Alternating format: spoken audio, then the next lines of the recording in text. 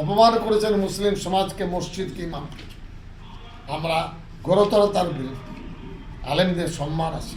একটা ইমাম মানে পুরো এলাকার মুসলমানদের একজন তিনি অভিভাবক।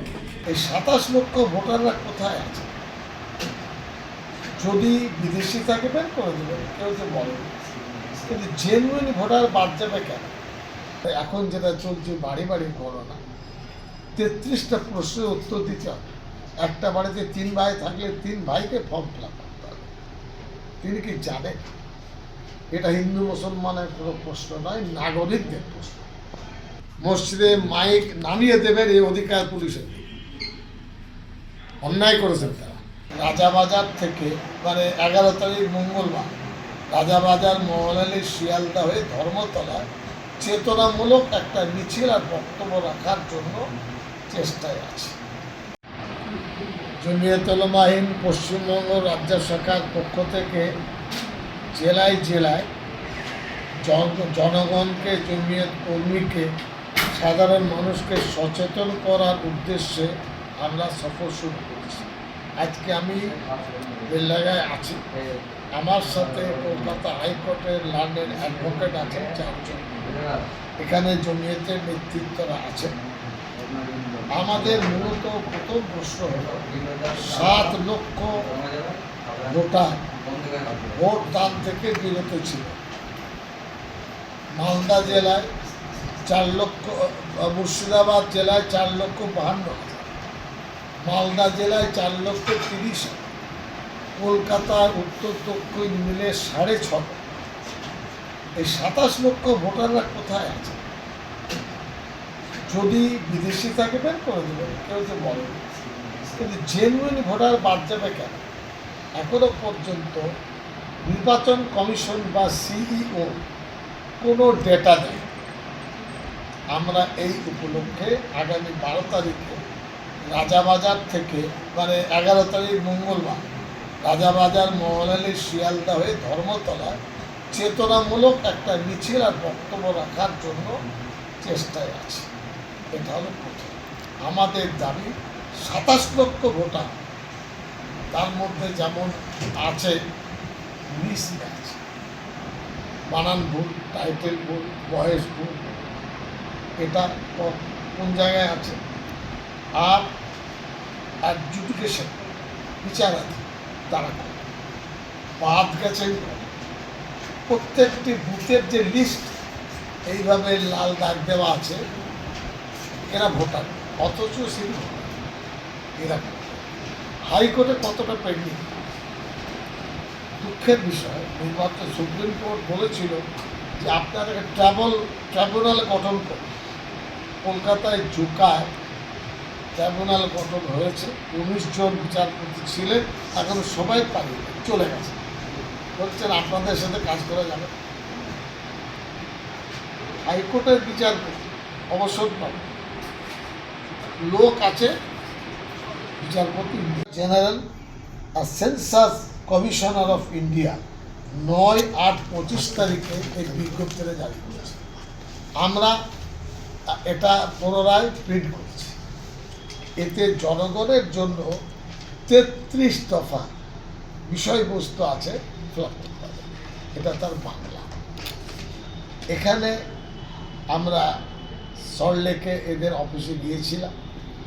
মানুষ এখনো ঘুমিয়ে আছে, আর তার থেকে বেশি ঘুমিয়ে আছে সরকারি আধিকারিকরা।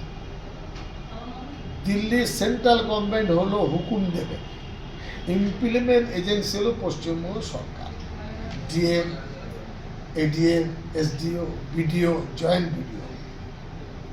ওরা বলতেন যে সমস্ত জায়গায় প্রচুর ব্যানার, পোস্টার, যে আপনাদের গণনা চলছে, আর বাড়ি বাড়ি আপনারা আসুন, সচেতন। আমি এখন বেলডাঙ্গা চৌরাস্তা দিয়ে যাবো, একটাও ব্যানার। রেজিনগরে দেখতে পাই, কৃষ্ণনগরে দেখতে পাই, রানাঘাটে দেখতে পাই। আমাদের বক্তব্য মানুষকে সচেতন করা দরকার। এই সেন্সাস এখন যেটা চলছে বাড়ি বাড়ি গণনা, 33টা প্রশ্নের উত্তর দিতে হবে। একটা বাড়িতে 3 ভাই থাকলে 3 ভাইকে ফর্ম ফিল আপ করতে হবে। তিনি কি জানেন? এটা হিন্দু মুসলমানের কোনো প্রশ্ন নয়, নাগরিকদের প্রশ্ন। এই ব্যাপারে আমাদের বক্তব্য টাইম বাড়াতে হবে। 15 দিনে অনলাইনে পশ্চিম বাংলায় এটা সম্ভব নয়, অফলাইনে 1 মাস। আমরা চেয়েছি আগস্ট, সেপ্টেম্বর, অক্টোবর, নভেম্বর, এই 4 মাস প্রচুর করাদের বাদ দিয়ে লাগাতার সময় দিন। এটা আমাদের দাবি। ভোটার লিস্টে বাদ গেছে, মানুষ অন্ধকারে ছিল, সেন্সে যেন কেউ বাদ না যায়। এই নিয়ে আমরা 11 তারিখে মঙ্গলবার আলোচনা করব, কথা বলবো, দাবি রাখবো, মানুষকে সচেতন। দ্বিতীয় তো এটা মানুষকে সচেতন করতে চাইছি। মুর্শিদাবাদ ভারতবর্ষের মানচিত্রে মুসলিম সংখ্যাগরিষ্ঠ, এরা যেন বিভ্রান্ত না হয় না খা। যাদের নাম বাদ আছে তাদের আমরা পরামর্শ দেওয়ার জন্য আইনজীবীদের নিয়ে করছি। আমাদের আরেকটি বিষয় হলো, সেটা হলো সেন্সাস 2027। এটা ভারতবর্ষের, বা আমরা দুঃখিত যে যারা মাইক নামাতে বলছেন আইন তারা কে শেখেননি না পড়েননি না মুসলমান ভাবছেন মুসলমানরা গণ্যমূর্খ। এটা আমি তাদের সামনে জিজ্ঞাসা করছি। প্রথমত ইমাম সাহেবকে ক্রিমিনাল, থানায় সবসময় মারামারি, লুটতারাজ, মানহানি, কাটাকাটি কেস চলছে। সেই ইমাম সাহেবদের ডাকছেন থানার বড়বাবু, আর চোখ রাঙিয়ে বলছেন, হ্যাঁ ইমাম সাহেব ভাই না, এই করুন তাই করুন। এখন প্রশ্ন হলো, রামকৃষ্ণ মিশনের মহারাজকে ডাকুন, দাঁড়ায় ভারত সেবাশ্রম সংঘের মহারাজকে ডাকুন, বা আরো কাউকে ডাকবেন না, সেখানে পুজো করবেন। ইমাম সাহেবদের বলবো, খবরদার থানার টাকা যাবেন, ডিএম অফিস ডাকুন, সম্মান পাবেন, এসডিও ডাকুন। এটা একটা কথা। দ্বিতীয়, ভগবতী প্রসাদ ব্যানার্জি, এটা হলো তার ফার্স্ট পেজ। উনি এপ্রিল মাসের 1 তারিখ 1996 সালে অর্ডার দিয়েছেন। সেখানে লিখেছেন মাইক ব্যবহার করার পদ্ধতি, ডেসিবেল বেঁধে দিয়েছেন। যেমন ইন্ডাস্ট্রিয়াল এরিয়া ডেতে হলো 75 আর নাইটে হলো 70 ডেসিবেল। নিচে আছে সাইলেন্ট জোন, হাসপাতাল, স্কুল, এখানে আছে 50 আর ওদিকে আছে 40। মাইক ব্যবহার করার পদ্ধতি কোথাও বলা নেই, মাইক নামেনি। এই থানার ওসিদের বিরুদ্ধে কেস হওয়া দরকার, হাইকোর্টে ওদেরকে ডাকা দরকার। একটা কাগজ দেখান দেখি, কে বলেছে? 50 বছর ধরে মসজিদে মাইক চলছে, আজান দেওয়া হয়, যাতে নামাজিরা মসজিদে আসতে পারে, লোক আর কিছু না। আমরা সেটাও করতে পারবো না। আমরা আইনের পক্ষে, এটা সরকার বিরোধী কোনো পদক্ষেপ না। মসজিদে নামাজ পড়ে আজান হলে আমি আসতে পারি। আমরা অত্যন্ত স্পষ্টভাবে বলছি, পুলিশদের বলবো এই গাজওয়ারি করবে। আর এসপি ডাকতে পারেন, ডিএম এডিএম ডাকতে পারেন।